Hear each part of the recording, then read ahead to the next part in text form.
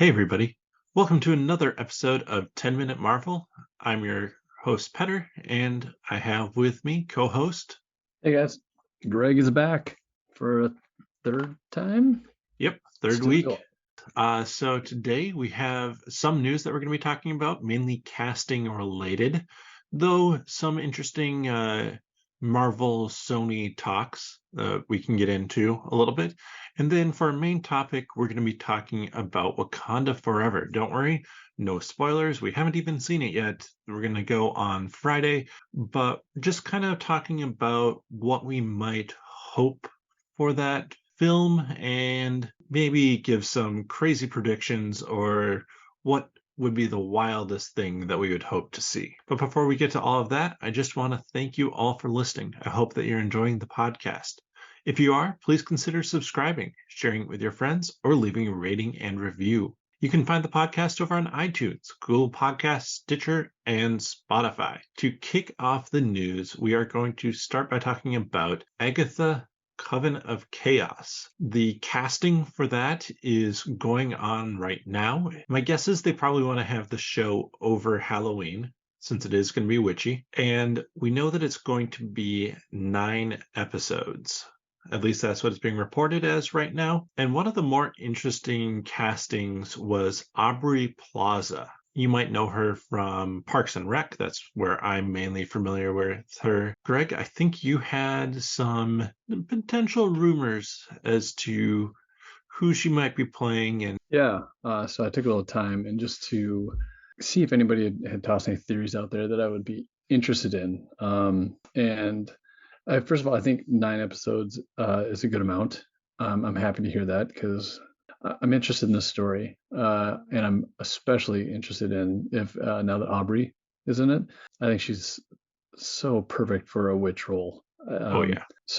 I first saw her in Legion, which if you haven't seen, it's kind of mind bending. Here's just a couple ones that I was interested in, and I looked these up, so I can't take credit for these ideas necessarily, but I was looking on Screen Rant just because I wanted to know what some people are thinking. But one was Shadow King. I only know this from the Legion, the FX Legion show. So it'd be kind of fun to see that kind of continue on in a way. Nicholas Scratch, which the Scratch was the cat, I believe. Dog? No, it was the dog. Yeah. One of the two. Dog, I think. Yeah, it was. Yeah. Yeah. Yep.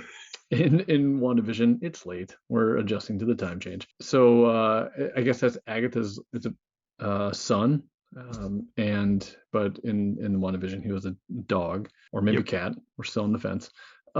So I think that is interesting because was it a rabbit?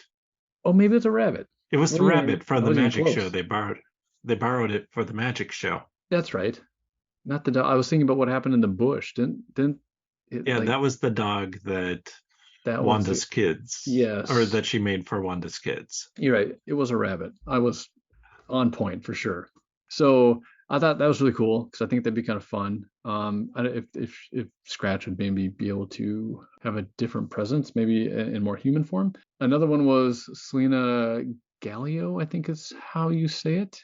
This one was kind of interesting because I guess in the comics, and I've not read this, I've never come across Selene before. Sorry, Selene, not Selena. According to the description, it said that she stole Sharon Carter's soul in a part of the comics. I wish I knew which one, but I don't have that on hand.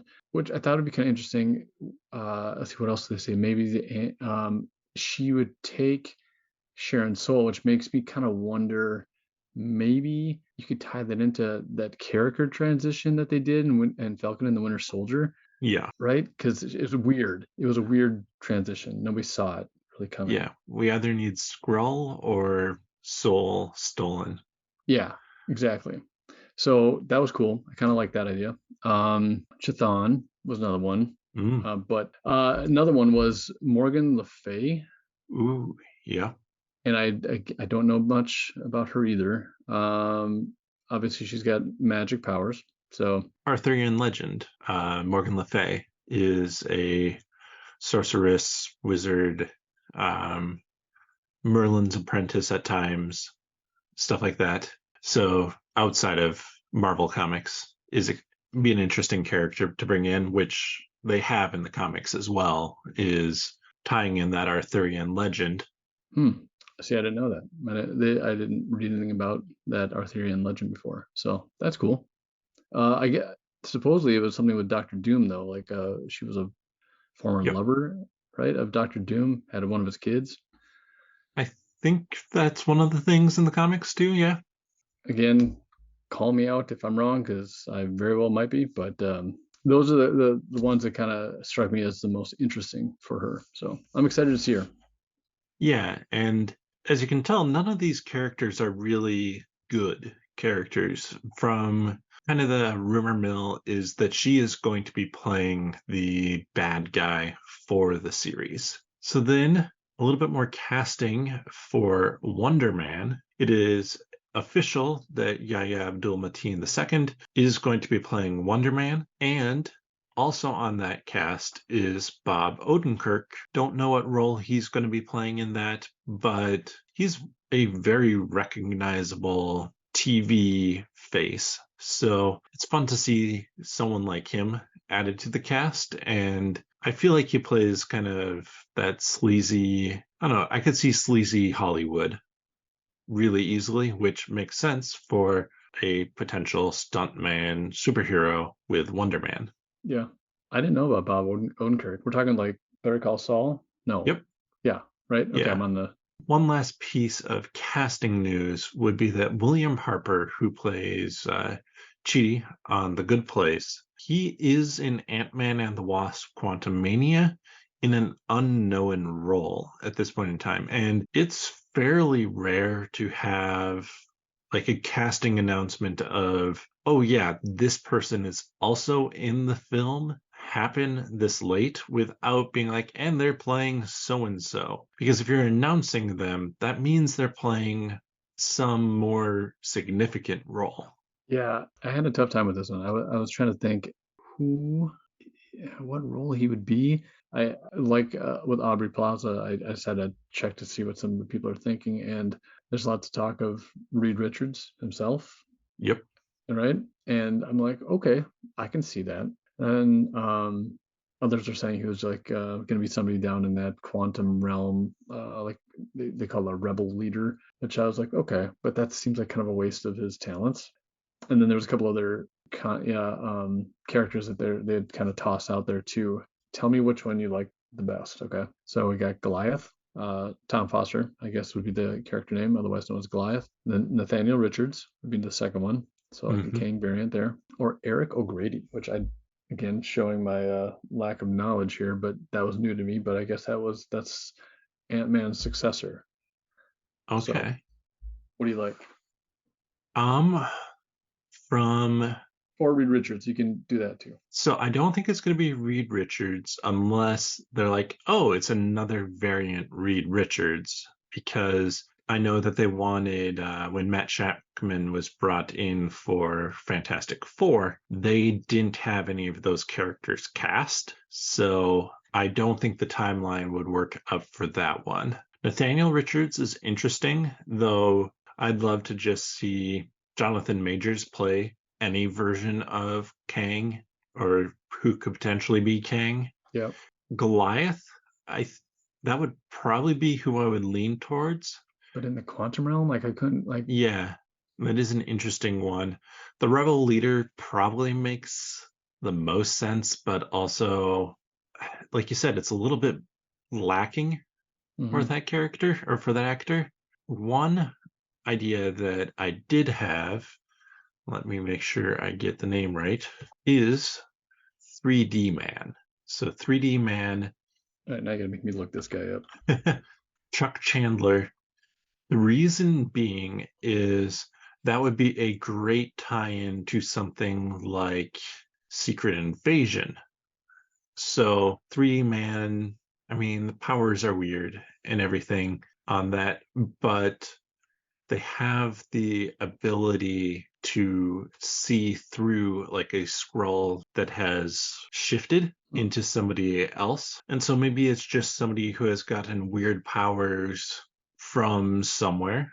So wherever it might be, but then is a character who could be brought into something like Secret Invasion if that comes out right after Ant-Man and the Wasp: Quantumania, or even to like the second half of Secret Invasion if Ant-Man and the Wasp: Quantumania is kind of in the middle of it. Yeah, totally sideswipe me on that one. That's interesting, especially, but it's good though because it does need to tie in to that Secret Invasion somehow, right? I mean, or it doesn't have to, but it would be good that it did, um, just to make some continuity happen between the movies. Yeah, and I think it just is a more, I don't know, Goliath makes, like I was saying, I think makes the most sense just because of the whole size changing thing, but it doesn't make as much sense for something like Quantum Mania, I feel. Whereas you'd probably have to twist it around, mess with it a little bit, but you could create a origin that makes more sense for 3D Man there. Interesting. I like it. So my pick is none of the above, 3D Man. Forgot about that other option, the one you don't have to choose.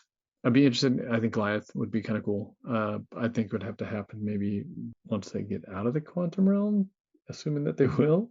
Again, we haven't seen the movie, but I also was kind of wondering: is would Eric O'Grady, as being the successor, would are they moving away? Would they? I guess is Paul Rudd going to continue on? I would assume he is.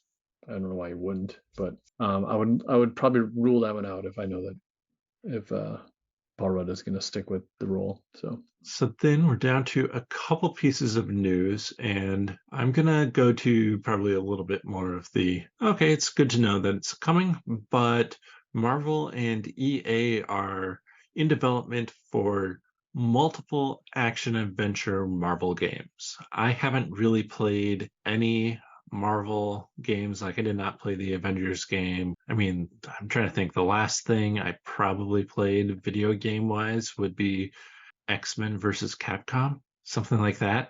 I can't believe I'm actually going to be able to kind of outdo you in this one. I did play the Avengers game, and it was kind of actually pretty cool what the way they did. It was something I got for my kids, and then I ended up kind of playing it a little bit. I thought it was really interesting. I thought it was fun, but I would be more interested in it. It sounds like from what I read about it is the first one is going to be Iron Man, and that's coming out like September of 2023.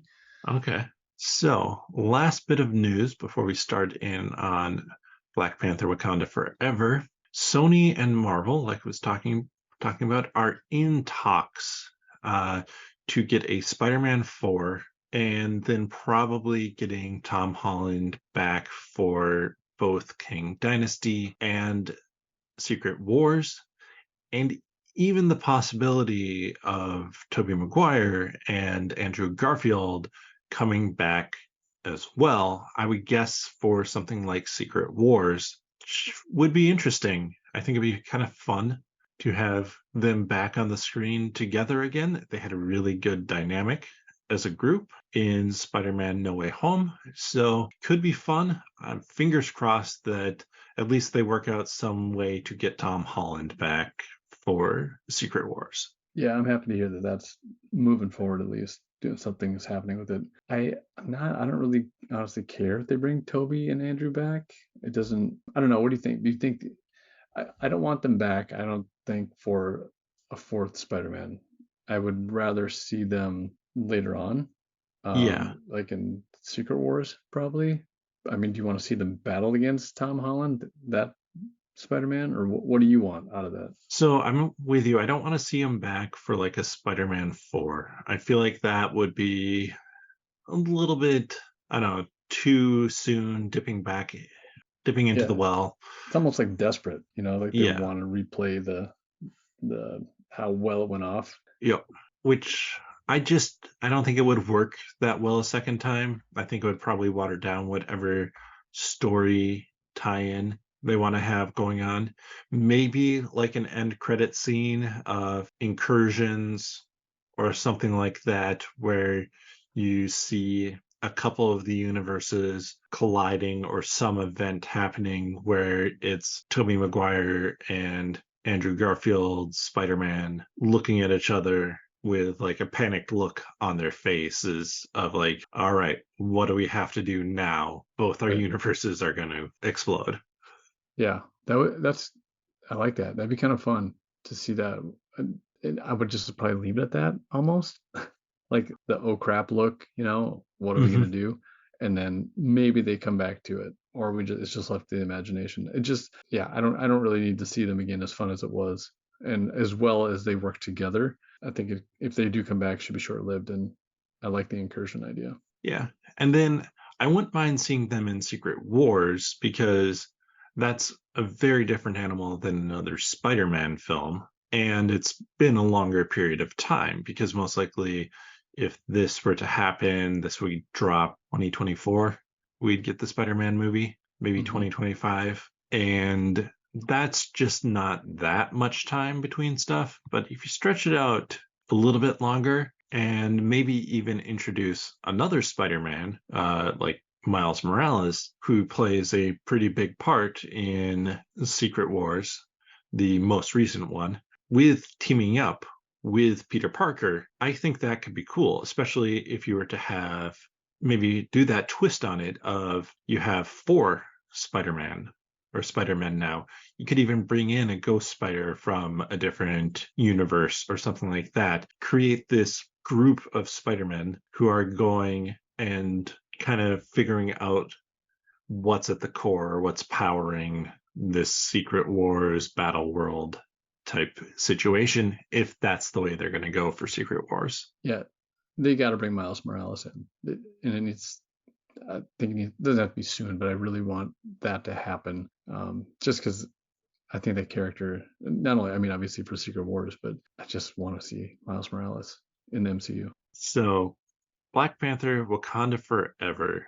Kind of what are our expectations going into this?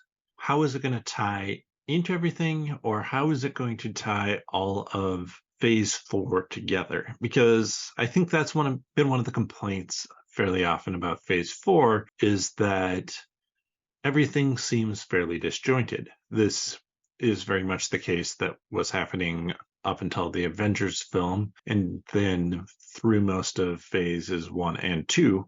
So it's probably what we should expect because they will tie together in the end. But how might maybe Black Panther give a little bit more of a clear focus of what phase four has been about? I don't know how you put that all together. Like, it doesn't seem like something you can sum up. Like, it is disjointed, and to me, it just seems like it's the end of phase four in theory, but it doesn't really feel like it's going to be any closure. It just feels like it's going to open things up to, for phase five. It's more of a catalyst, is what it seems like to me. Could see a catalyst with it. I do think that with conversations and interviews that have been going on with Ryan Coogler talking about the original plans for Black Panther Wakanda Forever before Chadwick Boseman's passing, it still was going to have a lot of the same beats, a lot of the same tone, but now because of Chadwick Boseman's passing, kind of the grief side of things is more on the side of T'Challa passing away versus like you think about it in Infinity War, the big battle that happens is in Wakanda. Like all those people killed in the battle, they don't come back when the snap is reversed because they weren't killed in the snap. Like there has been so much lost there, which I think actually is the way that it kind of is the capstone piece for phase four. And more so now with Chadwick Boseman's passing, because so much of phase four has been about loss. Like you think about WandaVision, it's all about loss. When you think about even the Falcon and the Winter Soldier, Sam is dealing with the loss of Captain America and whether or not it's right for him to take up that shield. We have the GRC, we have Isaiah Bradley and him dealing with kind of the loss of his own life for such an extended period of time. Doctor Strange in the Multiverse of Madness. It's about Wanda dealing with the loss of her children, but it's also about Doctor Strange having to let go and really dealing with the loss of Christine Palmer and the fact that it doesn't matter where it is, it never works out with him and her. Like across the multiverse, it seems to be a constant that they don't end up together. Even like the Eternals, it's about their loss of, well, when the snap happens, they feel like they failed, and Icarus is trying to grab on to the only thing he feels is real. Well, the rest of them are becoming disillusioned with stuff. Black Widow obviously is a film where the main character we know is lost from Endgame.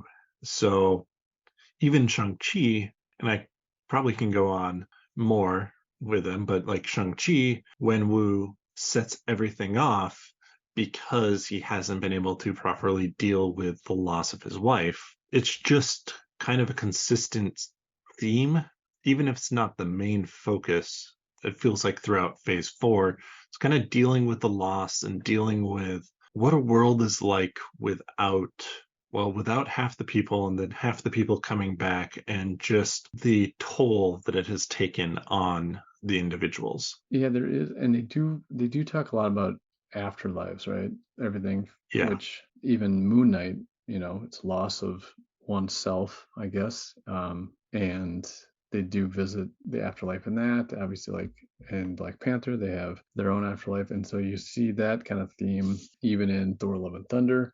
Hmm. So I, you have a pretty good solid theory there of loss, which that's kind of what I was going to say when we were talking about what are we expecting from us from Wakanda Forever, and I kind of wrote down, I'm like, it's gonna be sadness, it's gonna be homage to probably Chadwick Boseman, but which will be in turn actually more T'Challa, or played out as T'Challa's Hmm. the loss of him. I'm expecting like Wakanda just getting devastated, flooded, um, Yeah.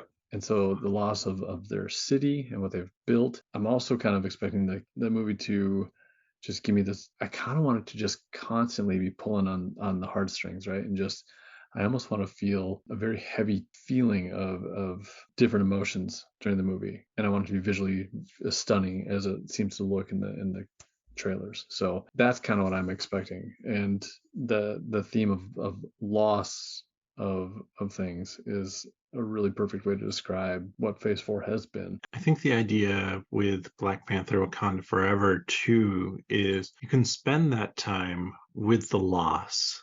And it's not just though going to be the loss, it's going to kind of be the rising again, the taking the next step forward, whatever that might look like.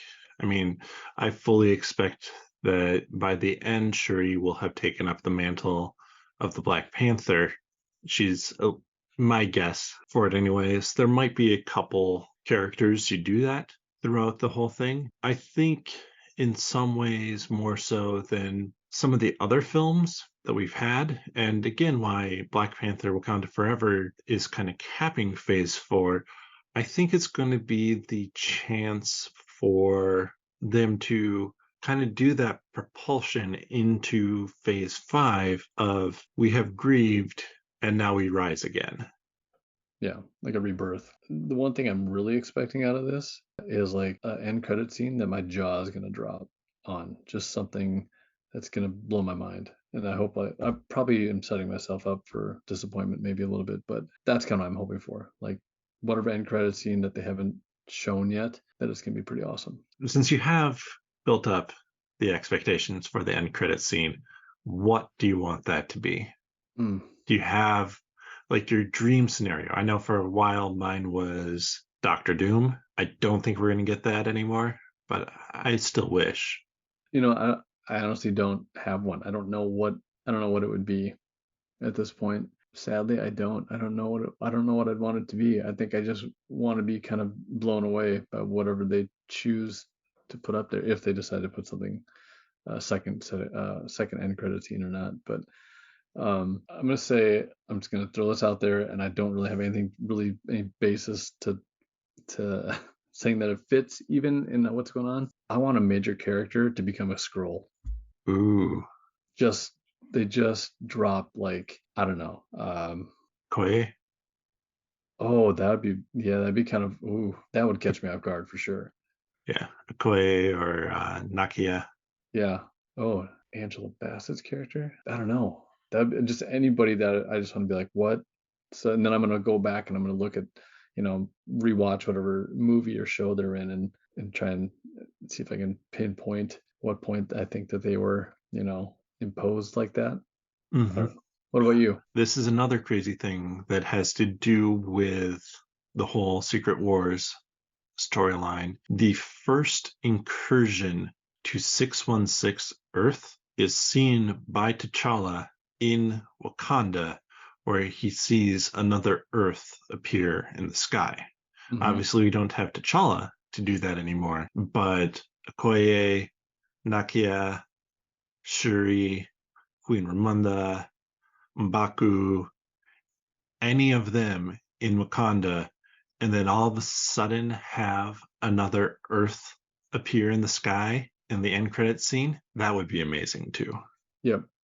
Because that's part of that storyline, right? Where the Secret Wars kind of the Jonathan Hickman or maybe no wait, was that Yep, him? Jonathan Hickman, Avengers and New Avengers, Yeah, leading up to Secret Wars. that'd be good. I mean, it would be a call. Not everybody would probably maybe understand it. Like if I didn't just go over that comic, I'd be like, oh well, that's interesting. It's a big Earth, incursions happening. But to know that that's the beginning of that story, that is pretty Hmm. cool. Yeah. Yeah, and that would definitely be that launching off point into a massive multiversal thing. Like we've had hints at it to this point with mainly WandaVision and, well, kind of WandaVision, but mainly Doctor Strange and the Multiverse of Madness and Spider-Man No Way Home. But those were pretty contained. We only have Doctor Strange, some version of him leaving with Clea through the dark dimension to try and stop incursions. So let's see how the Earth reacts to an incursion occurring. Yeah, it's pretty jaw dropping. I'll go with that. Now I'm all excited for what most likely will not happen, but How that many would probably sleeps? be, How many sleeps do we have better until we can go? That's what I well, tell my kids. depends on the timeline. If we're talking about when you're hearing this, fewer than we have now. It's not True. too far from when this drops, like another Let's see. 4 or 3 sleeps. Yeah, 3 sleeps. Three A few more sleeps. from now, but 5 sleeps. It's gonna be good. I'm excited. I'm really excited for it. Let us know your thoughts, your expectations. What's the craziest thing that you would like to see in Wakanda Forever? You can do that over on Twitter. Tweet your thoughts to me at the Scando or with hashtag 10MinMarvel, or leave a comment over on nerdologists.com. And I might be looking kind of around the new year to launch a Facebook page, Facebook group for the podcast as well, to kind of bring some conversation over that way, depending on what social media people are using. But with that, again, thank you so much for listening. I hope that you enjoy this podcast. I hope that you enjoy the crazy speculation that we have and diving a bit into some of the comic stuff that's out there. If you do, I gave a few ways you could help at the beginning, but we also have a Patreon at patreon.com/nerdologists.